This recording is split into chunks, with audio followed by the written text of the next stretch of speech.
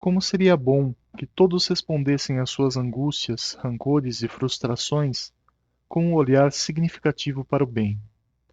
Entretanto, o que acontece com os seres humanos é algo interessante.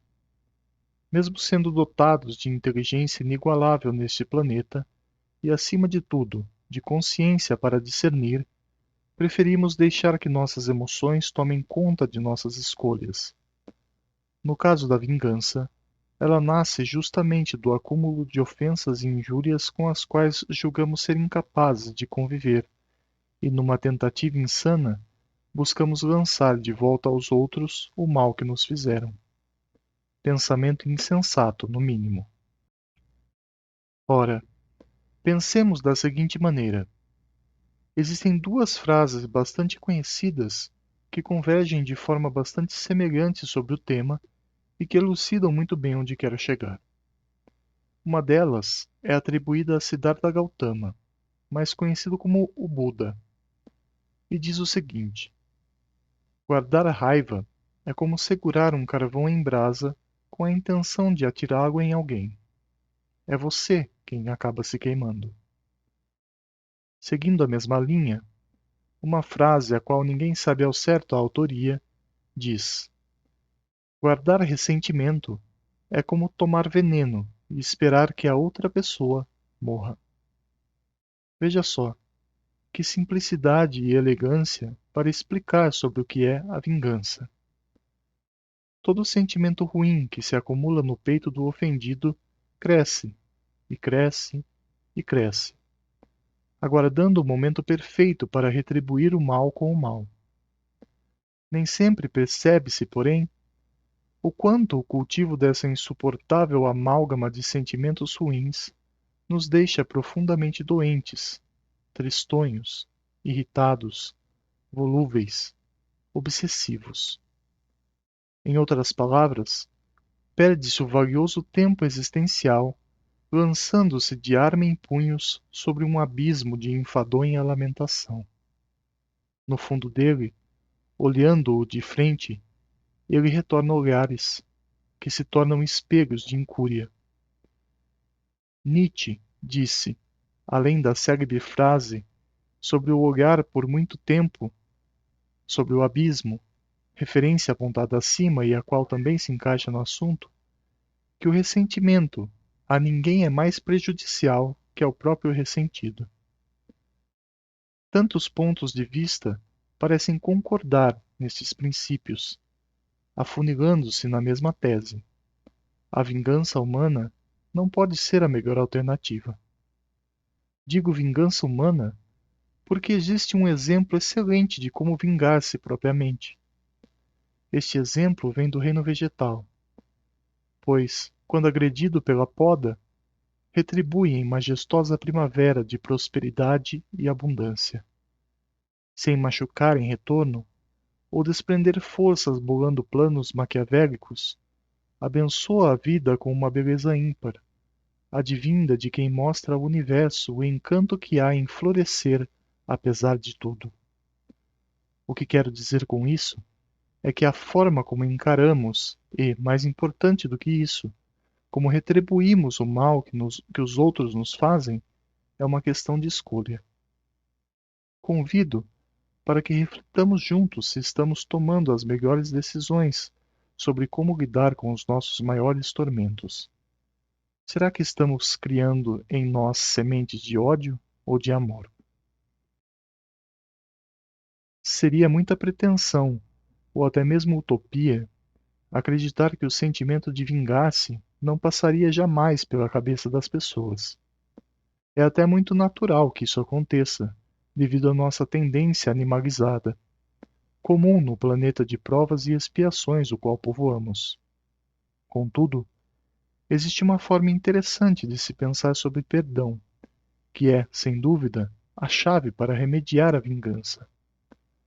Muitos acreditam que o perdão é o esquecimento do mal praticado. Entretanto, o cenário fica mais nítido quando compreendemos que o perdão é senão a transformação das mágoas em memórias que não mais carregam sentimentos negativos.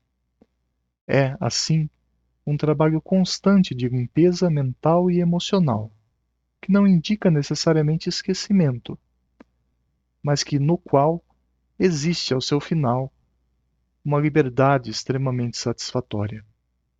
Pensemos da seguinte maneira: nossos pensamentos são os inquilinos de nossas mentes.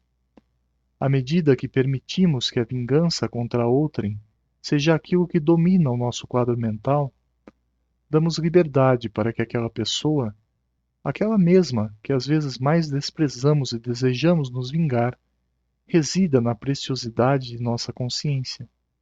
E, o que é ainda pior, ela sequer se dá o direito de pagar aluguel.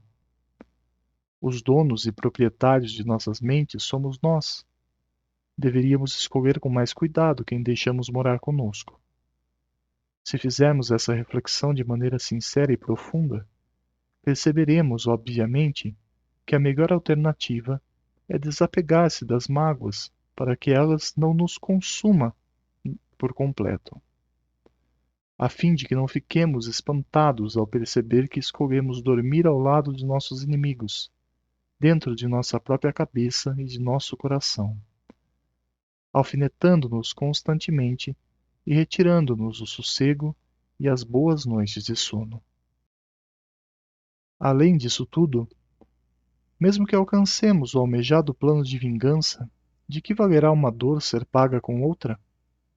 Teremos não um, mas dois que choram. Ora, o sofrimento daquele que fez os outros sofrerem será diferente?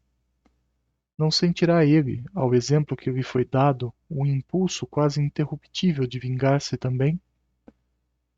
Dançaríamos juntos até quando essa valsa de maledicência e horror, um derramando o sangue do outro no carrossel da discórdia?